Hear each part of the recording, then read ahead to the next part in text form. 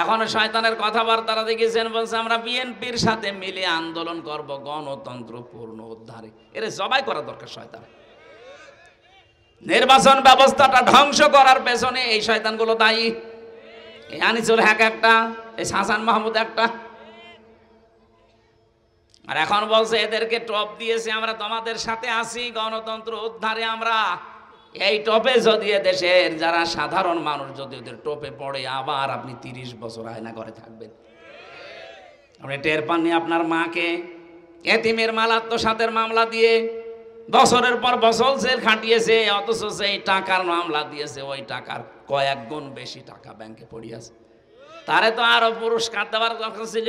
এই মিথ্যা মামলা দিয়ে হিংসার বশবর্তী হয়ে তার জীবনটাই নষ্ট করে দিল।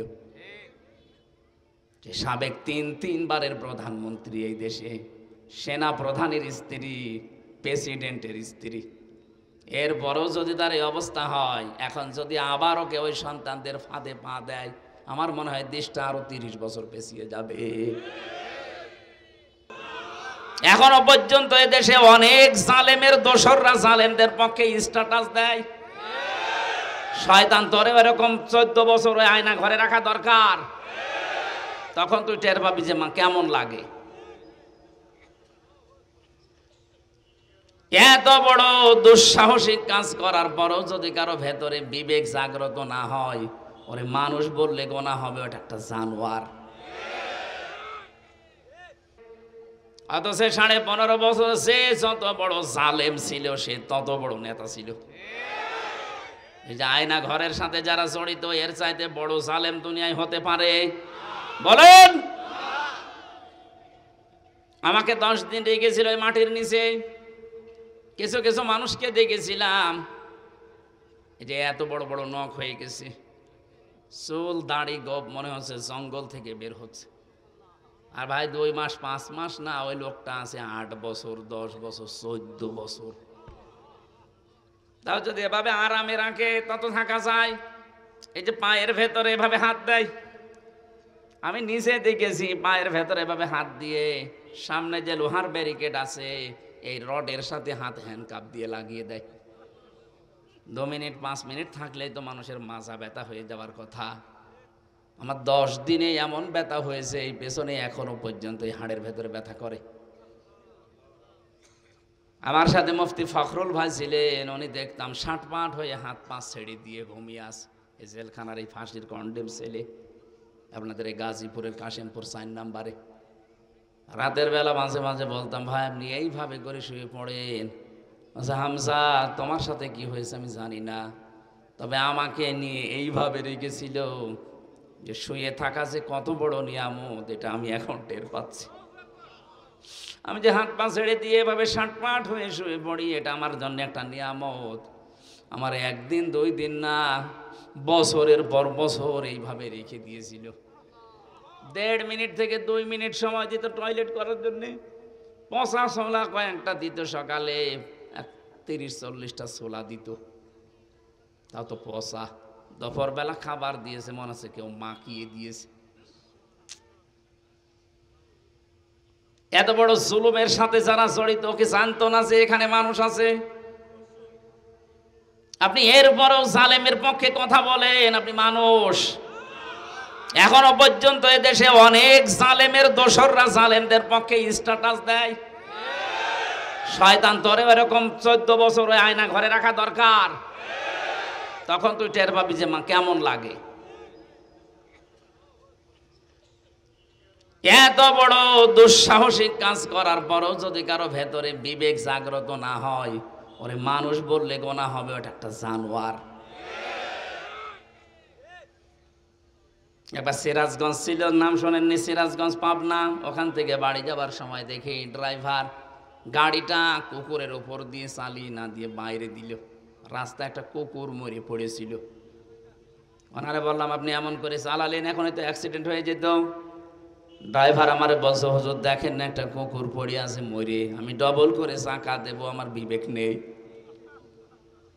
বললাম আপনার নাম কি? বলছে সুব্রত। আপনি একটা হিন্দু মানুষ, আপনার ইমান নেই কিন্তু বিবেক আছে, একটা মরা জিনিস ডবল করে আপনি মারেন না।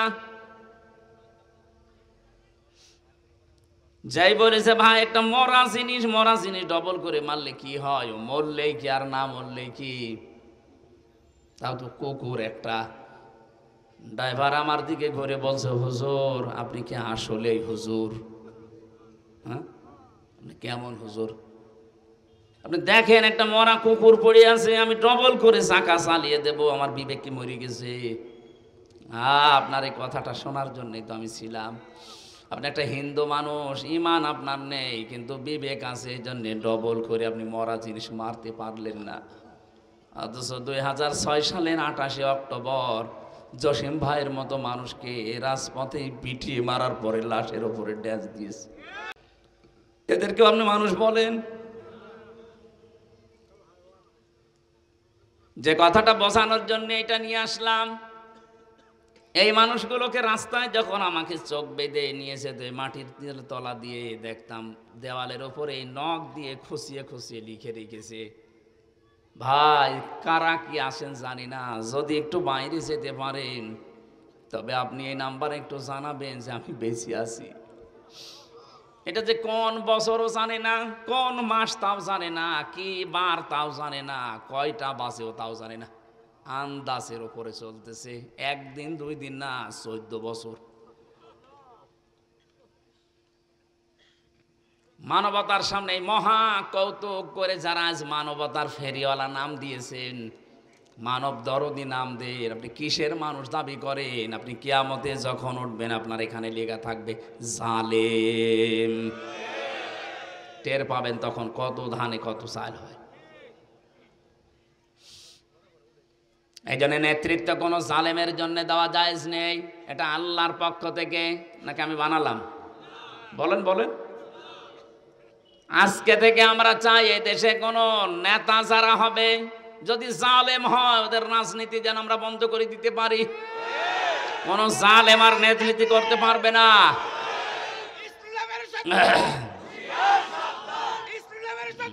ঠিক আছে, আমার মনে হয় এখন যে সময় চলছে, যারা জালেম ছিল আমরা তো জানি, কারা মিথ্যা মামলা দিয়ে, মিথ্যা সাক্ষী দিয়ে, চাঁদাবাজি করে, গম করিয়ে, খুন করিয়ে, আয়না ঘরের সাথে জড়িত থেকে যারা অত্যাচার করেছেন এই 15.5 বছর, আমরা চাই তাদের নামের তালিকা করে করে মোড়ে মোড়ে টাঙিয়ে দেন। কিয়ামতের আগে কোনো জালেম যেন এলাকায় ঢুকতে না পারে। এটার দ্বারা 2টা উপকার হবে, দেশে জুলুম বন্ধ হয়ে যাবে। দ্বিতীয়ত যারা সামনে চেয়ারে আসবে ওরা চিন্তা ভাবনা করে, না এরকম করলে আমাদেরও এরকম চালিয়ে দেবে জনগণ। যেন আমাদের উচিত হচ্ছে কোন জালেম যেন চেয়ারে বসতে না পারে, এটা আল্লাহর ফায়সালা, এটা আমি বানালাম। যারা নেতা হবে জালেম হতে পারবে না, যারা নেতৃত্ব দেবে মহিলা হতে পারবে না। আরো যে গুণগুলো আছে আমি আজকে না, আমি তাফসিরে প্রবেশ করছি। আল্লাহ আমাদেরকে মুহাম্মদ রাসূলুল্লাহর কোয়ালিটি অর্জন করার তৌফিক দেন, বলেন আমিন। সূরা আলে ইমরান 200টা আয়াত আছে, একটা মাত্র আয়াত পড়েছি, 14 নম্বর আয়াত। এখানে 6টা বিষয় আল্লাহ বলেন আমি আকর্ষণীয় করিয়ে দিয়েছি তোমাদের কাছে, মিলাবেন দেখবেন অনেকের জীবনে মিলে যাবে। যদি মিলে যায় তাহলে আয়াতের শেষ কথা যেটা, ওইটা আমরা গ্রহণ করব ইনশাআল্লাহ। কোরআনে কারীম আল্লাহ জানাচ্ছেন, যায়্যিনা লিন-নাসি হুব্বুশ শাহাওয়াতি মিনান নিসাই ওয়াল বানিনা ওয়াল কানাতিরিল মুকানতারাতি মিনাজ যাহাবি ওয়াল ফিদ্দা ইলা আখিরি আয়াত। আল্লাহ পাক বলেন আমি শোষবন করে দিয়েছি, আকর্ষণীয় করে দিয়েছি, লোভনীয় বস্তু বানিয়ে দিয়েছি দুনিয়ায় মানুষের সামনে কয়েকটা জিনিস, তার 1 নাম্বারে নারী। কি বললাম? আরো জোরে বলেন। 2 নাম্বারে সন্তানাদি, 3 নাম্বারে পঞ্জীভূত সোনা এবং রূপা, 4 নাম্বারে প্রশিক্ষিত ঘোড়া, 5 নাম্বারে ওয়াল আনআমি ওয়াল হারথ। এই পৃথিবীর যত হায়াওয়ান জানোয়ার আছে, গবাদি পশু আছে, এগুলো চতুষ্পদ জন্তু জানোয়ার। 6 নাম্বারে 7 নাম্বারে তাদের জন্য শস্য ক্ষেত, মাঠের জমি জায়গা। এগুলো আল্লাহ যালিকা মাতাউল হায়াতিদ দুনিয়া, দুনিয়ার সম্পদ। এগুলো কিসের সম্পদ? এগুলো দুনিয়ার সম্পদ। পৃথিবীর যত মানুষ পাঠিয়েছি প্রত্যেকের কাছে এগুলো আকর্ষণীয়, লোভনীয়। আল্লাহু ইনদাহু হুসনুল মাআব, আমি আল্লাহর কাছে আছে উত্তম বাসস্থান। এটা বাংলা অর্থ ছিল। এক নম্বরে আল্লাহ যাদের নাম দিয়েছেন তার নাম স্ত্রী, তার নাম কি? যায়্যিনা লিন্নাসি হুব্বুশ শাহাওয়াত, আমি জীবিত মানুষদের জন্য আকর্ষণীয় করিয়ে দিয়েছি এই পৃথিবীর প্রথমেই নারীকে। কি মানুষের জন্য বললাম? জীবিত। বলেন না কেন? এখানে ছাত্রের মতো জবাব দেবেন, কি মানুষ? আমরা কি জীবিত না মরে গেছি? বলেন এখানে জীবিতর নাম কই? যায়্যিনা লিন্নাস, যে লাম শব্দ দিলেন আল্লাহ, লাম আরবি গ্রামার অনুযায়ী ব্যবহার করা হয় 13টা অর্থে। এর এক নাম্বার অর্থ হচ্ছে লাম ব্যবহার করা হয় জীবিত মানুষদের ক্ষেত্রে। আল্লাহ বলেন জীবিত মানুষ যারা দুনিয়াতে আছে, সে যে বয়সের লোক হোক, তাদের প্রত্যেকের কাছে আকর্ষণীয়, লোভনীয়, ভালোবাসা, মহাব্বতের জিনিস বানিয়েছি মহিলা, নারী, এদেরকে। নবীজি বলেন আমি ইন্তেকালের আগে কথা উম্মতকে জানিয়েছি, আমি চলে যাচ্ছি, কিন্তু আমার উম্মতের জন্য সব চাইতে বড় ভয়ঙ্কর জিনিস রেখে গেলাম, নারী। কথা বলে না কেন? পড়া কোরআন শরীফের যতগুলো পড়ার আমি সব পড়েছি আমার ভার্সিটি থাকাকালীন। একটা বিষয় আমার কাছে ক্লিয়ার, আল্লাহ শয়তানের চক্রান্তের কথা কোরআনে যত জায়গায় দিয়েছেন সেখানে দিয়েছেন দঈফ বা দঈফা। ইন্না কায়দা শাইতানি কানা দঈফা। আল্লাহ বলেন শয়তানের যত চক্রান্ত আছে দুর্বল, একেবারেই দুর্বল, একেবারেই। এই যে দঈফা, একেবারেই দুর্বল। মাকড়সার জালের মতো দূর থেকে মনে হয় বিশাল কিছু, সামনে যে শুধু একটা লাঠি দিয়ে বাড়ি দেবেন সব চুরমার হয়ে যাবে। এই কথা বলছেন না কেন? কিন্তু কোরআনে কারিমে যেখানে মেয়েদের চক্রান্তের কথা আছে সেই জায়গায় দুর্বলে শব্দ নেই, সেখানে আজিম আছে। ফালাম্মা রাআ কামিসাহু কুদ্দা মিন দুবুরিন ফাকাইদাহুন্না ইন্না কাইদাকুন্না আযীম। এই এদিকে তাকান, আল্লাহ পাক এখানে কায়দা কি লেখেননি, কায়দা কন্যা দিয়েছেন বহু বছর। যদিও আয়াতটা নাযিল হয়েছিল জুলাইখার ব্যাপারে, কিন্তু কন্যা বহু বচন দিলেন কেন? কন্যা বহু বচন দেওয়ার কারণ কি? কারণ জুলেখা শুধু একা না, কিয়ামত পর্যন্ত এরকম দুর্বিসন্ধি জুলেখা দুনিয়ায় আসবে। তাদের চক্রান্ত এত ভয়ঙ্কর, শয়তানের চাইতেও ভয়ঙ্কর। সম্মানিত মা বোন যারা এসেছেন, অনেকের মন খারাপ হয় যে হ্যাঁ শুধু আমাদের পেছনে লাগে হুজুর। আমি নাগে নাই, আল্লাহ বলছেন মেয়েদের চক্রান্ত শুধু জুলাইখার না, পৃথিবীতে মেয়েদের চক্রান্ত ভয়ঙ্কর। ওরা চক্রান্ত যদি শুরু করে একটা সাজানো সংসার শেষ করে দেয়। আপনাদেরকে আমি ভালোবাসি খুব বেশি, আমি চাই আপনারা জান্নাতি হয়ে যান। নবীজি বলেছেন আদ-দুনিয়া কুল্লুহা মাতাউন ওয়া খায়রু মাতাউদ দুনিয়া ইমরাতুস সালিহা।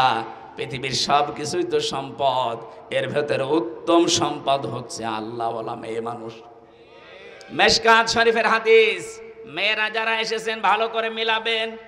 কোন মহিলা যদি নেককার হতে চায়, কোন মহিলা যদি সত্যিই জান্নাতের 8টা দরজায় খুলে রাখতে চায় দুনিয়ায় জীবিত থাকতে, যে আমি জীবিত আছি, জান্নাতের 8টা দরজায় আমার জন্য খোলা থাকবে। হযরতে খাদিজাকে যেভাবে আল্লাহ নিজে সালাম পাঠিয়েছেন দুনিয়ায়, জান্নাতের দরজাগুলো তাকে ডাকতে থাকবে, আসো আমার দিকে। আপনার জন্যও খোলা থাকবে যদি 4টা কাজ দুনিয়ায় করতে পারেন। কয়টা? আরো জোরে বলেন।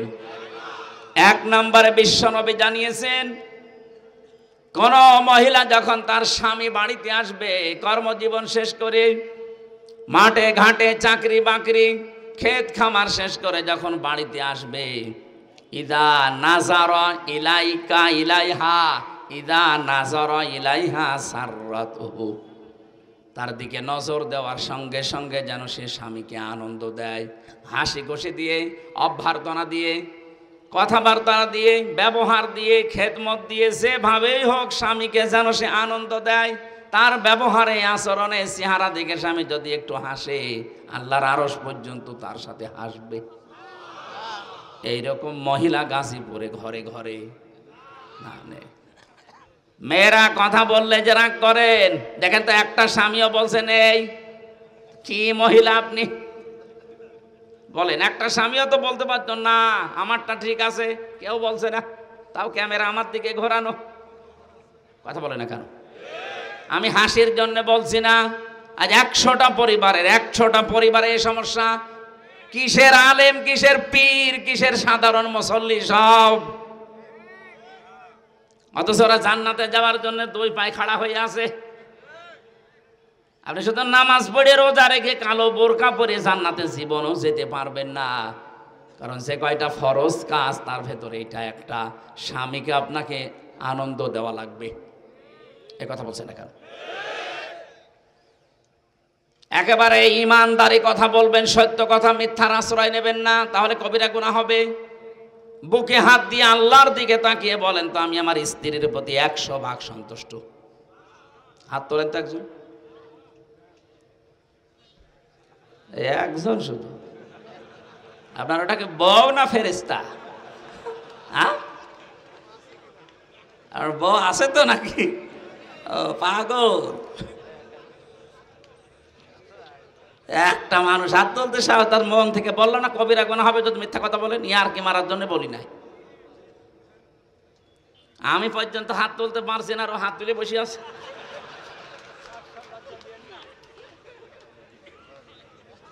না না ভাই, চলছে এইটাই।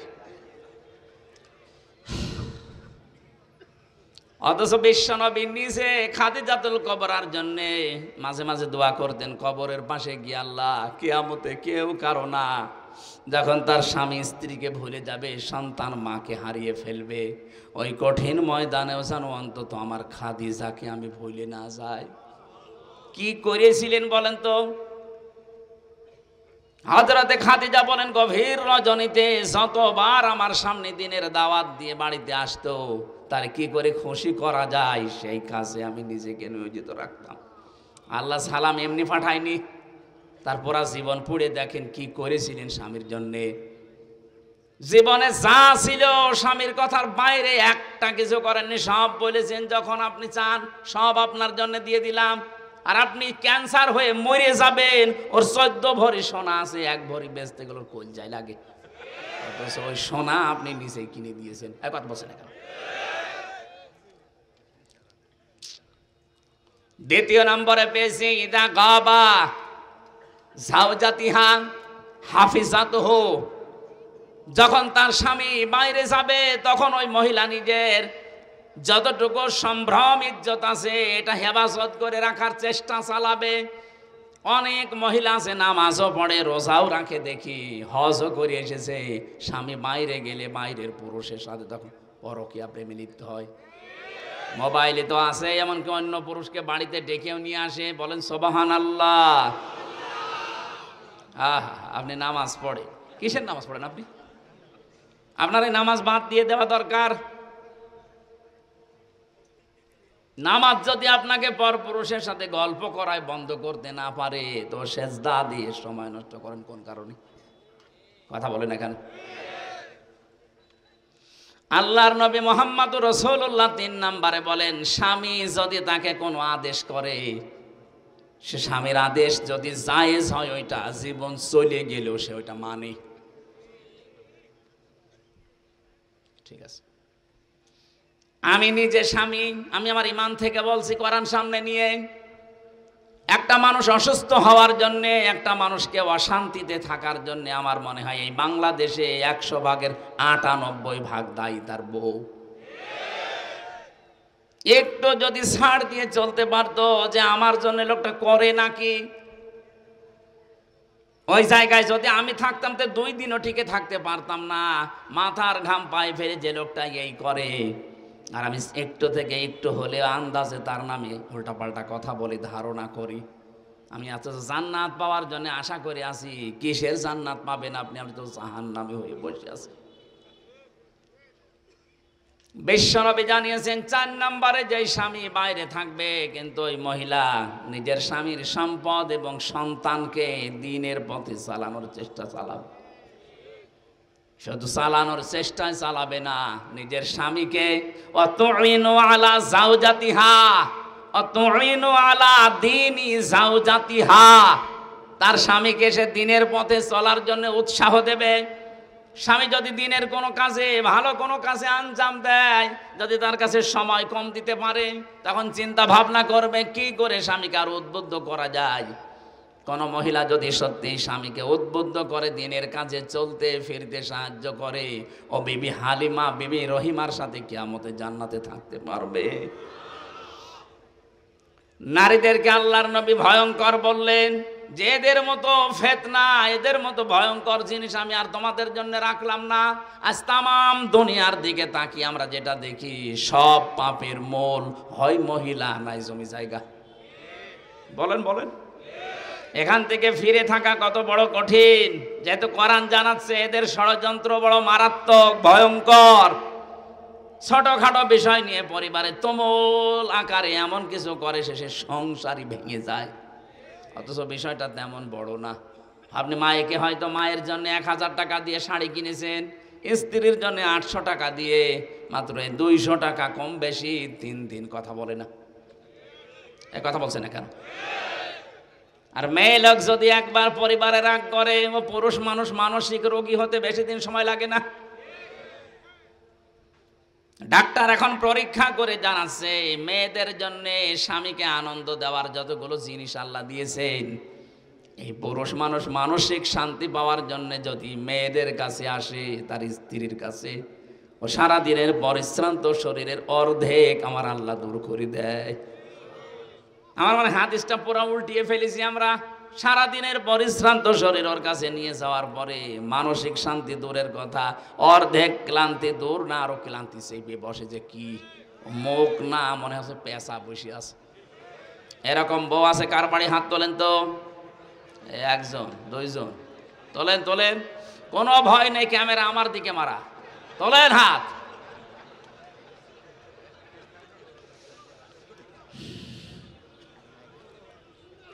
আমার এলাকার একটা ঘটনা বলছিলাম, স্বামীর সাথে মহিলা গন্ডগোল করেছে যে মুরগি নিয়ে কি যেন একটা ঝামেলা হয়েছে। শেষ পর্যন্ত গন্ডগোল করে কথা বলা বাদ দিয়ে দিয়েছে। ঠিক আছে, তোর সাথে আর কথা নেই।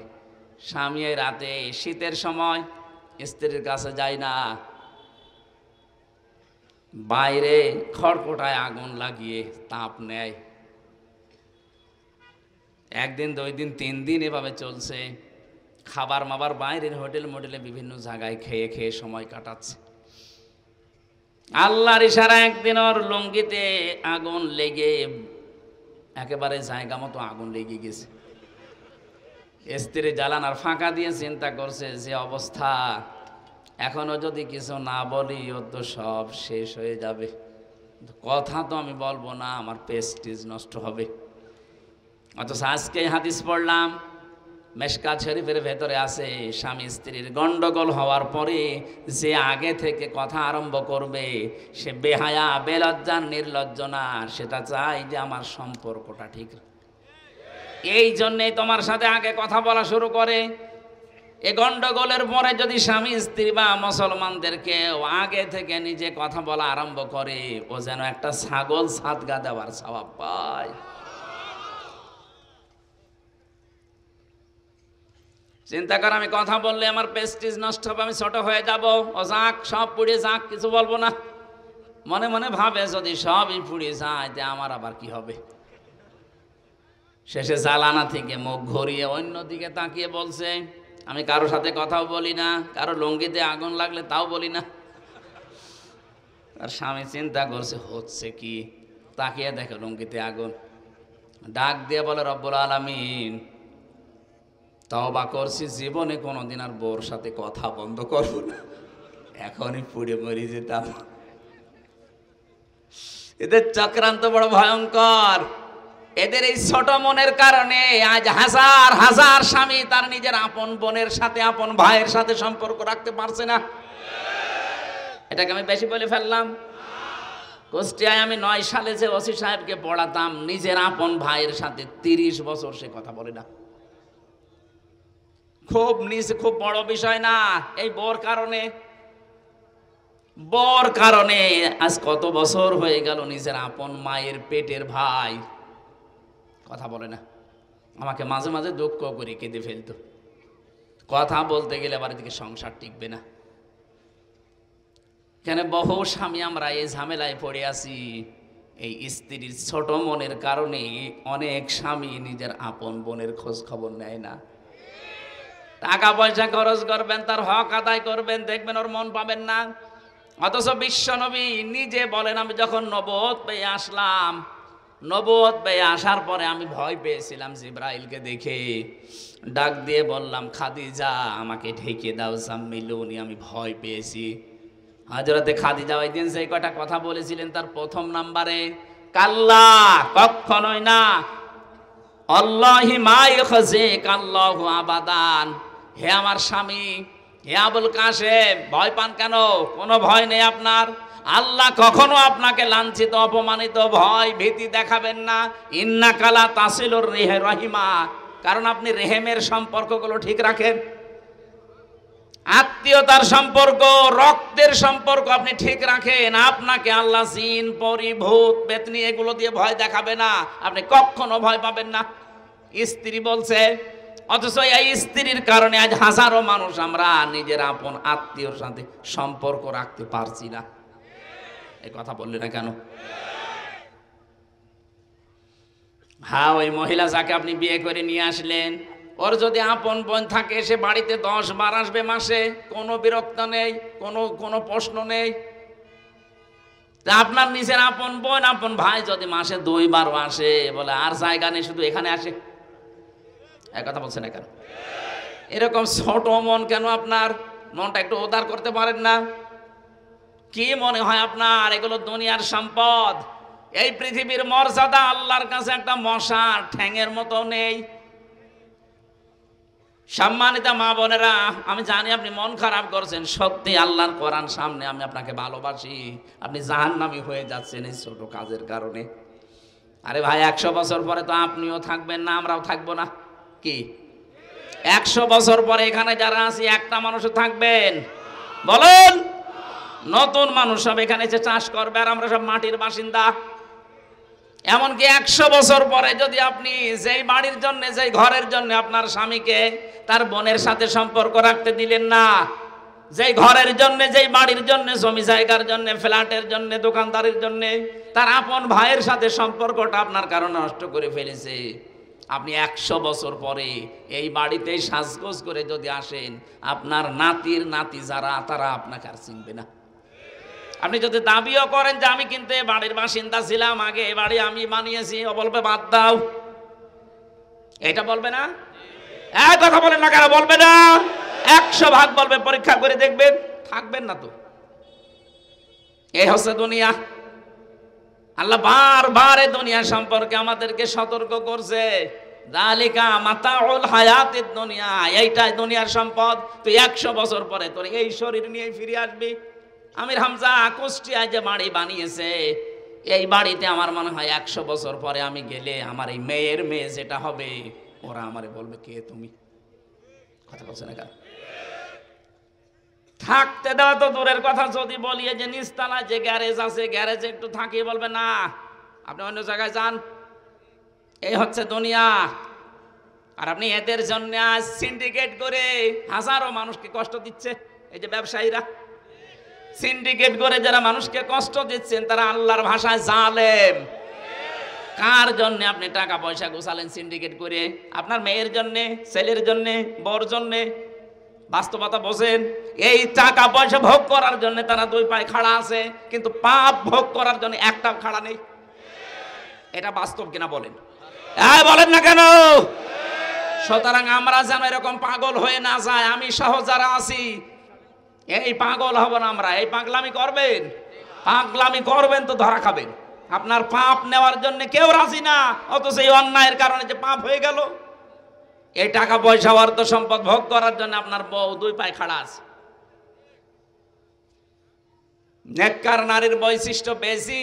বিশ্বনবী জানিয়েছেন যেই মহিলা তার স্বামীর যতটুকু ইনকাম আছে হালাল পথ, ওইটা নিয়ে যেই মহিলা সন্তুষ্ট থাকে, আল্লাহ পাক তার জন্য জান্নাতে ঘর তৈরি করে। এ পৃথিবীর স্বামীরা খারাপ, আমি নিজেও বলছি খারাপ আমরা, কিন্তু এই পৃথিবীতে এখন যত স্বামী আছে তামাম দুনিয়া মিলে ফেরাউনের মতো এত খারাপ স্বামী কারো কপালে আছে না।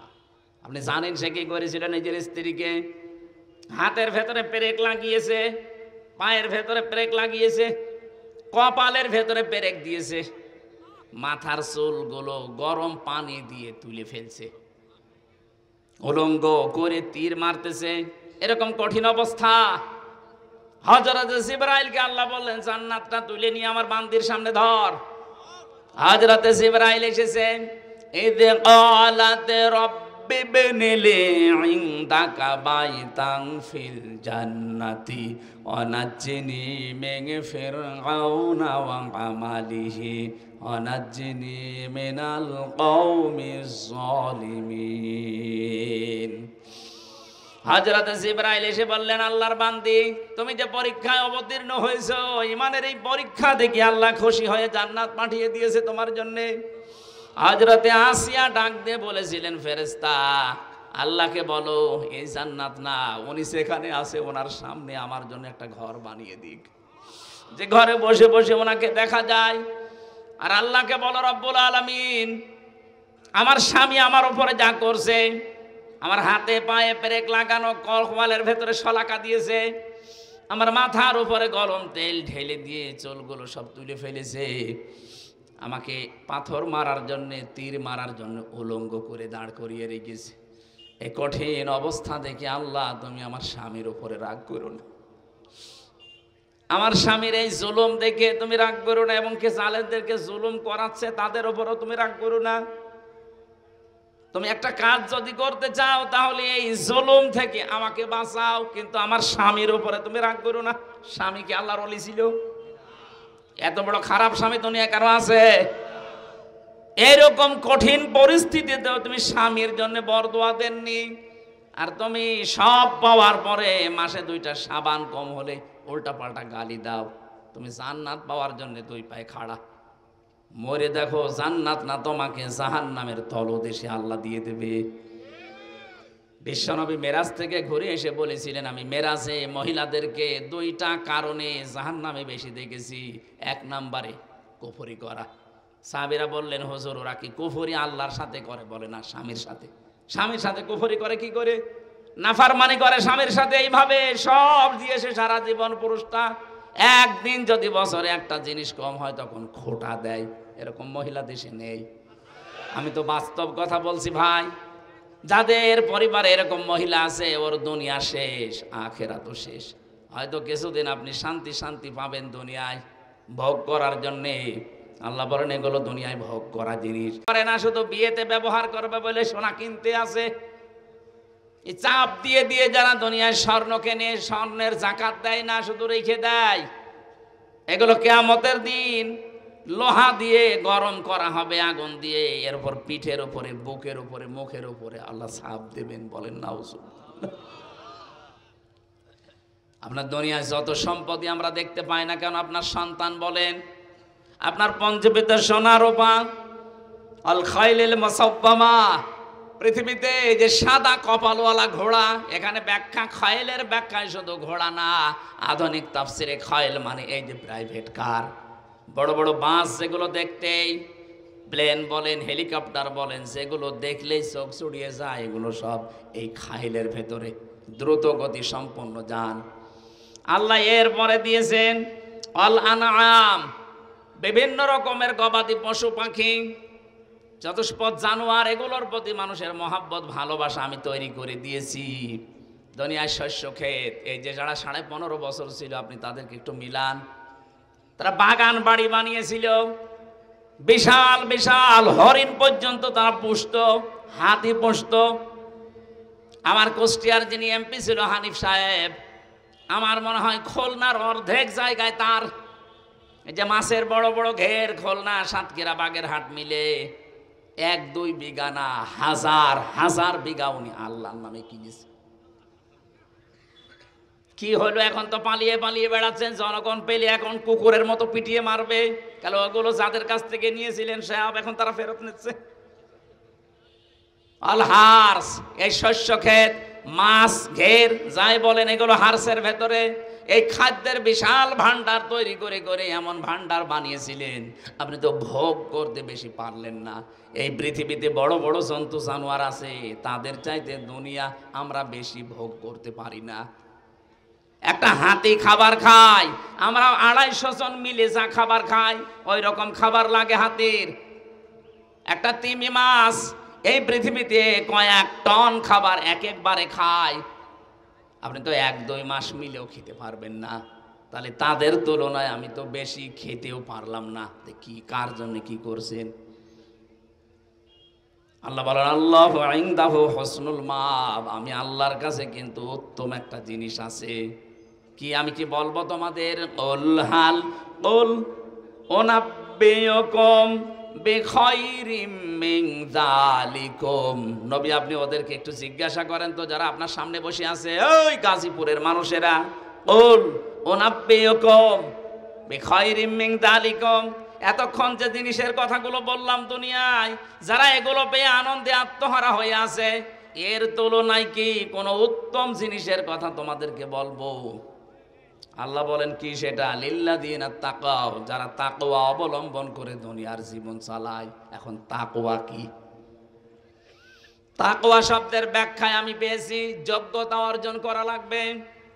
আমি যদি এখন ম্যাট্রিক ফেল করি, আমি আকিজ গ্রুপে চাকরি করি, এখনো আমি ওনাদের খতিব, আমার কাছে বিভিন্ন মানুষ বলে একটু সুপারিশ যদি করে দিতেন তাহলে আমার চাকরিটা হয়ে যায়। হ্যাঁ, আমি দেব, যেহেতু মালিকের সাথে আমি থাকি, আমার কথা হয়তো বললে উনি রাখবে সম্মানে।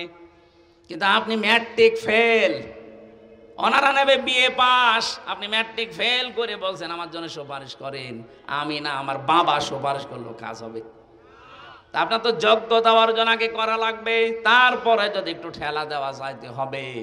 তো দুনিয়ায় আমাদের আসলে লিল্লাযিনা তাকাও, এই যে এই সমস্ত জিনিসগুলোর চাইতে যে উত্তম জিনিস আল্লাহর কাছে আছে, এটা পাওয়ার জন্য ওই মানুষগুলো দাবিদার যারা তাকওয়া অবলম্বন করে।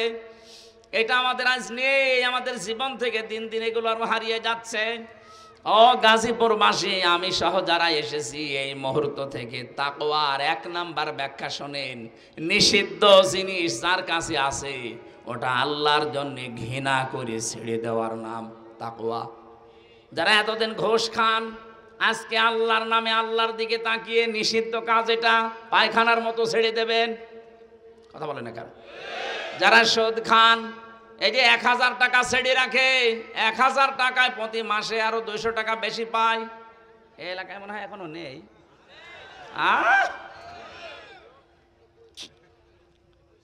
যারা 1000 টাকা ছেড়ে রাখে, মাসে আরো 200 টাকা করে বেশি নেয়, এরা মায়ের সাথে জেনা করছে। আরে নাউজুবিল্লাহ, তো এই প্যান্ডেলের নিচে এখান থেকে বের হয়েছে, আবার টাকা ছাড়বে। কথা বলে না কেন? আমি জানি এটা ওয়াজে বন্ধ করা সম্ভব না, এটার জন্য আইন দরকার। আর আমরা এইটাই চাচ্ছি, সামনে যারা আসবে তারা যেন এই আইন পাশ করে। এইরকম মানুষ পাঠানো লাগবে না। যদি আপনি পাঠান আনিসুল হকের মতো, আরো আল্লাহর আইনগুলো তুলে দেবে। যদি হাসান মাহমুদের মতো মানুষ পাঠান, ও শয়তান দেশটাকে আরো ধ্বংস করবে, সব শেষ করে দিয়েছে। এখনো শয়তানের কথাবার্তারা দেখেছেন, বলছে আমরা বিএনপির সাথে মিলে আন্দোলন করব গণতন্ত্র পূর্ণ উদ্ধারে। এর জবাই করা দরকার শয়তান।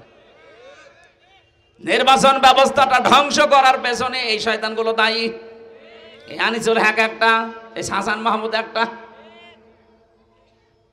আর এখন বলছে এদেরকে টপ দিয়েছে, আমরা তোমাদের সাথে আছি গণতন্ত্র উদ্ধারে। আমরা এই টপে যদি দেশের যারা সাধারণ মানুষ যদি ওদের টোপে পড়ে, আবার আপনি 30 বছর আয়না করে থাকবেন। আপনি টের পাননি আপনার মাকে এতিমের মাল আত্মসাতের মামলা দিয়ে বছরের পর বছর জেল খাটিয়েছে, অথচ সেই টাকার মামলা দিয়েছে, ওই টাকার কয়েক গুণ বেশি টাকা ব্যাংকে পড়িয়েছে। তারে তো আরো পুরস্কার দেওয়ার কথা ছিল, এই মিথ্যা মামলা দিয়ে হিংসার বশবর্তী হয়ে তার জীবনটাই নষ্ট করে দিল। যে সাবেক 3 বারের প্রধানমন্ত্রী এই দেশে, সেনা প্রধানের স্ত্রী, প্রেসিডেন্টের স্ত্রী, এরপরেও যদি তার এই অবস্থা হয়, এখন যদি আবারও কেউ ওই সন্তানদের ফাঁদে পা দেয়, আমার মনে হয় দেশটা আরো 30 বছর পেছিয়ে যাবে। তাকওয়ার ব্যাখ্যা একটাই, আসল ব্যাখ্যা এটা, দুনিয়াতে যেটা নিষিদ্ধ শুধু ছেড়ে দেবেন না, নিষিদ্ধ কাজগুলো ঘৃণা করে ছেড়ে দেওয়ার নাম তাকওয়া। সুতরাং যাদের মোবাইলে এমন এমন দৃশ্য আছে, এমন এমন গান সেভ করা আছে যেগুলো নিজে দেখলে আনন্দ লাগে, অন্য কেউ দেখলে আপনি লজ্জা পান, এটা ছেড়ে দেওয়া লাগবে। এই কথা বলছেন না কেন? বলেন বলেন। এরকম কিছু যদি মোবাইলে থাকে এক্ষুনি ডিলিট করেন, এক্ষুনি করবেন। এখন থেকে ওয়াজের আমল হবে। কারা কারা ডিলিট করবেন হাত তোলেন তো। দেখি দেখি আপনার মোবাইল দেখি। ওই জয় দাঁড়িয়ালা, ওই মোবাইল নিয়ে আসো দেখি, দেখি কি আছে দেখে তারপরে দেখি ওয়াজ। ও বাটন মোবাইল, এই জন্যে তুমি বলছো। গাজীপুর মানুষ চালাক আছে।